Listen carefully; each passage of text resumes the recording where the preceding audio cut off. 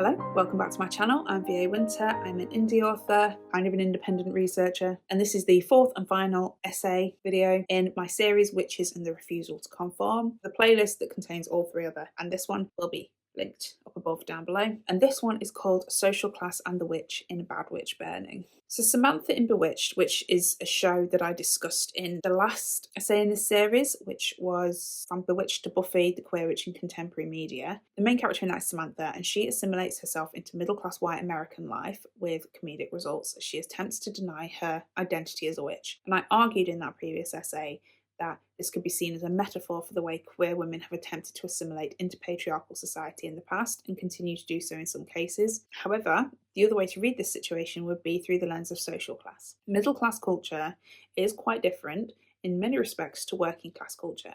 So the culture that when you are poor that you grow up in. Those who have grown up in poverty do have a different set of societal expectations on them, a different cultural context than those who have grown up in a middle class environment. And there is often a level of assimilation for those who find themselves in middle class cultural environments.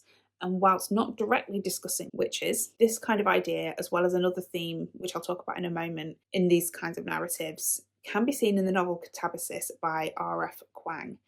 Then that novel deals with the idea of what happens when someone from a humble background obtains power, which is something that the novel Bad Witch Burning by Jessica Lewis also does. As Grace Gearley in her article Troubling the Witch, the issue of class and morality and modern depictions of witches says, this narrative of the poor/oppressed individual gaining power and using it to the detriment of themselves and others is quite a common trope in myths, stories and legends globally.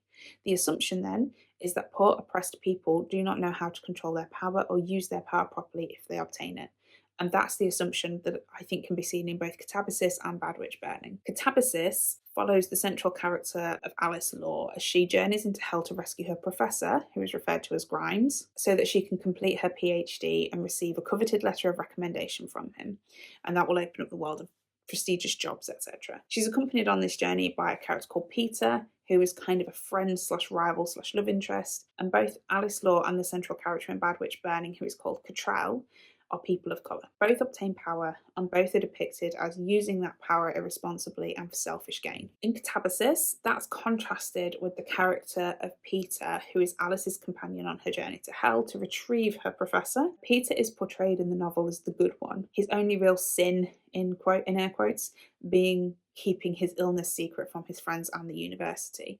Alice, meanwhile, is portrayed as making selfish choices amongst other sins, again in quotes. The professor that they go to rescue, Grimes, is not necessarily a good man. He is portrayed as a bully who takes sexual advantage of female students and fellow staff members, but Kuang links him with Alice Law and with the poor, oppressed background when she writes that Grimes had come from a humbler background than Alice herself had. Grimes tells Alice that the world will be much easier for Peter because he looks, acts and speaks like a magician, where a magician in this world is a metaphor for the PhD student and therefore later the academic. And the whole novel is an extended metaphor for the idea that going to hell is the same as doing a PhD. But Grimes says that Alice doesn't talk like them, you don't look like them, and your research doesn't fit what they're looking for. You will always have to perform twice as well for half the acclaim. And that, of course, could be referring to any of the ways that Alice is othered, her race, her gender, or, as we're discussing here, her social class. The implication in making the two characters who have humble backgrounds, the ones with the most morally questionable actions, is that they don't know how to handle this power that they have been given, academic, magical, or otherwise. They don't have the tools that Peter has, who has grown up in this world of privilege, to know what to do with the power and privilege that they've been given. This narrative does also play out in Bad Witch Burning. Cottrell's story focuses on her attempts to survive financially as a teenager living with a mother who seems to care more about her latest boyfriend than caring for Cottrell. Her mother doesn't work, and so it's up to Cottrell to bring in money into the house for basics such as food and keeping the power on.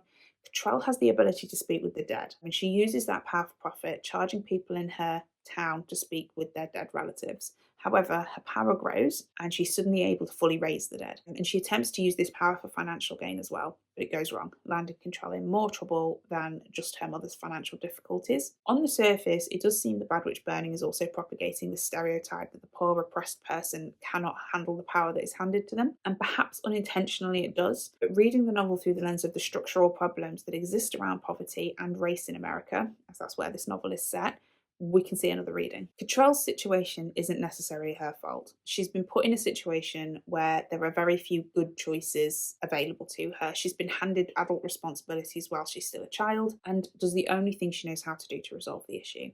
She leverages the power she has. Her magical powers could be seen as a metaphor for other choices young people may make in this situation in the real world, such as theft, drug dealing, other criminal activity, in order to support families unable to support themselves. Cottrell's mother is unable, for various reasons which are explored in the book, to take care of Cottrell, and it's easy to label her a bad mother. But as Myers Addison Enlow says in her article, Enchanted Empowerment, Witches, Gender and Identity in Young Adult Literature, structural racism creates the conditions for her poverty and for her mother's abusive relationship.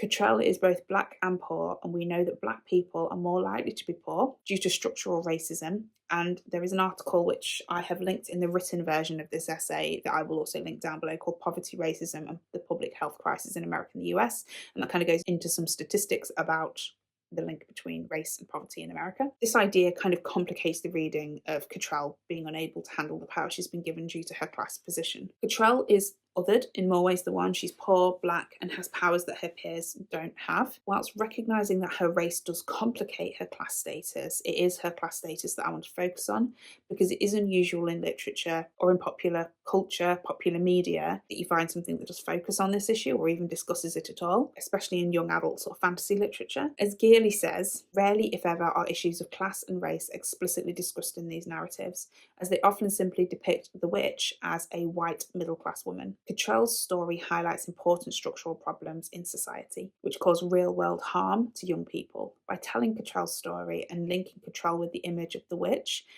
Jessica Lewis both appeals to YA readers who may feel like the other in their own lives, out of place, due to any of or all of the ways Cottrell is also othered. As Enlow says, the supernatural witch characters allow for the readers to explore complex concepts about their society without biases getting in the way, and the broader YA genre can empower young adults to become activists and change the world around them. In fact, it's not really Cottrell's magic that saves her, but the kindness and human assistance from those in her life. The magic in the novel is not necessarily a tool of empowerment, but a warning about taking on too much too soon. And the magic is a metaphor for Cottrell's sense of responsibility at such a young age and the damage that can do to a young person's life. So in these stories, the working class characters are othered in the sense that due to their socioeconomic status, they exist on the margins of society, much like the witch, and don't have the resources or knowledge to fit in with mainstream society. When they do obtain power, they are othered, as they are portrayed as not knowing how to handle this power. And that's a metaphor for how working class people will never truly belong in middle class or upper class, for that matter, spaces, because they don't have the appropriate cultural capital to do so. However, in Bad Witch Burning, Lewis also complicates this reading by revealing the structural issues in society which lead to a poor, oppressed character needing to abuse the power that they've gained. Cottrell, like many living in poverty, has no other option but to take advantage of whatever power she can. She doesn't have the privilege or luxury of holding back and using her power in a way that middle or upper class people would necessarily see as responsible. By using magic as a metaphor for the responsibility placed on Cottrell's shoulders, Lewis shows that abuse of power is as a result of the structural problems that lead to people being poor, oppressed, socioeconomically in this context in the first place. It is these structural problems that characters within literature, and indeed people in the real world, I think, have to work to dismantle. The witch as an image, as a feminist icon of female empowerment, could be used as a way of approaching this. However, most witches are depicted as solitary, and so in literature, only really tales of individual transformation are told. In the few books which do depict groups or covens of witches, structural injustices are rarely tackled. As Paulina Palmer says in her book Lesbian Gothic Transgressive Fictions, the witch's connection with the realm of the imaginary are emotionally empowering and make her a disruptive presence in society. On the other hand, however, because she is isolated and has no rational program for social change, she is unable to defend herself against persecution, and her acts of protest thus prove ineffectual. And so I think we need a witch. We need a coven of witches with a program for social change. The witch, the disruptor, may be the perfect vehicle for the changes we need to see in society. As Gailey says, thus, as Heather Green suggests, the witch is a woman who commands her own power, a woman unleashed, a nonconformist and a rebel. And to people who have felt marginalised by society, she could be a heroine.